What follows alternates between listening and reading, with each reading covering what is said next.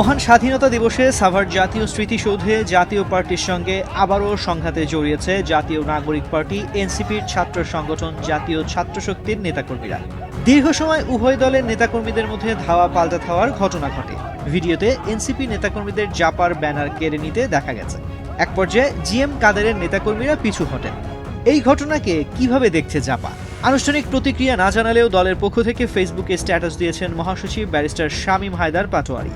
নিজের আইডিতে দেয়া স্ট্যাটাসে তিনি লিখেছেন,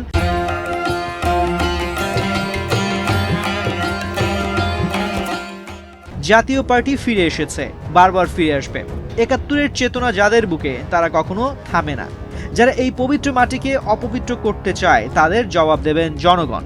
জাপা নেতারা বলছেন, মহান স্বাধীনতা ও জাতীয় দিবস উপলক্ষে ঢাকার সাভারের জাতীয় স্মৃতিসৌধে শ্রদ্ধা নিবেদনের আগ মুহূর্তে জাতীয় পার্টির নেতাকর্মীদের সঙ্গে জাতীয় নাগরিক পার্টির ছাত্র সংগঠন জাতীয় ছাত্রশক্তির নেতাকর্মীদের হাতাহাতির ঘটনা ঘটেছে। ঘটনার পর জাপান নেতাকর্মীরা দাবি করেন, মহান স্বাধীনতা ও জাতীয় দিবসে মুক্তিযুদ্ধের বীর শহীদদের প্রতি শ্রদ্ধা নিবেদনের জন্য ব্যানার সহ মিছিল ও ফুল নিয়ে লাইনে অপেক্ষমান থাকা অবস্থায় একটি পক্ষ পরিকল্পিতভাবে তাদের উপর হামলা করে। জাপান নেতাকর্মীরা শান্তিপূর্ণভাবে তাদের প্রতিরোধ করেন। অন্যদিকে ছাত্রশক্তির পক্ষ থেকে দাবি করা হয়েছে, ফ্যাসিবাদ বিরোধী স্লোগান দেওয়ার সময় ছাত্রশক্তির কেন্দ্রীয় কমিটির এক নেতার উপর হামলা করেন জাপান নেতাকর্মীরা। এ নিয়ে উত্তেজনার সৃষ্টি হলে আশপাশের লোকজন জাপান নেতাকর্মীদের প্রতিহত করেন। ঘটনার পরপরই জাপা মহাসচিব শামীম হায়দার পাটোয়ারি উপস্থিত সাংবাদিকদের বলেন, আমরা এখনো জানি না কারা করেছে, তবে আমাদের দৃঢ় বিশ্বাস ৭১ বিরোধী চক্র, যারা বাংলাদেশের স্বাধীনতাকে বিশ্বাস করে না, যারা পাকিস্তানকে ধারণ করে, যারা পাকিস্তানে আবার ফিরে যেতে চায়, তারা এই পবিত্র জায়গায় এই অপবিত্র কাজটি করতে পারে। তিনি আরো বলেন, আমরা যখন মিছিল নিয়ে আসছিলাম তখন কিছু ছেলেপেলে আমাদের মিছিলে আক্রমণ করেছে, তবে আমাদের নেতাকর্মীরা সেটিকে ভদ্রভাবে প্রতিহত করেছে।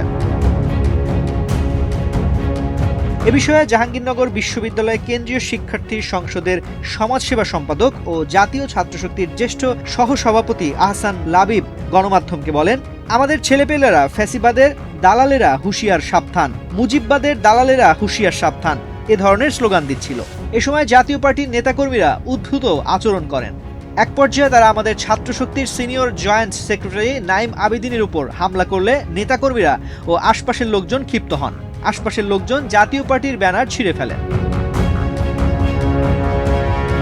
২০২৪ সালে ছাত্র জনতার আন্দোলনের মুখে টানা ৪ মেয়াদে ক্ষমতায় থাকা আওয়ামী লীগের পতন হয়। এরপর থেকে আওয়ামী লীগের মতো জাপার কার্যক্রম নিষিদ্ধ ও দলটির নেতাকর্মীদের গ্রেফতারের দাবি ওঠে।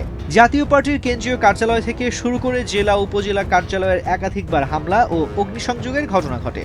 পাশাপাশি দলটির চেয়ারম্যান জিএম কাদেরের উত্তরার বাসভবন ও রংপুরের বাসভবনেও হামলা হয়। আওয়ামী লীগের দোসর তকমা দিয়ে দলটিকে নির্বাচন থেকে দূরে রাখারও দাবি ওঠে ছাত্র জনতার পক্ষ থেকে। বিশেষ করে এনসিপি ও ভিপি নুরের দল গণ অধিকার পরিষদের সঙ্গে জাতীয় পার্টির বেশ কয়েকবার হামলাও পাল্টা হামলার ঘটনা ঘটে। এর মধ্যে জাপান নির্বাচনে অংশ নিলেও একটি আসনও পায়নি। ১৯৯১ সালের পর এই প্রথম হুসেইন মোহাম্মদ এরশাদের দল জাতীয় পার্টি সংসদ থেকে ছিটকে পড়ল। যদিও জিএম কাদের বলছেন, তাদের পরিকল্পিতভাবে সংসদের বাইরে রাখা হয়েছে। তানজির রহমান, বাংলাদেশ প্রতিদিন।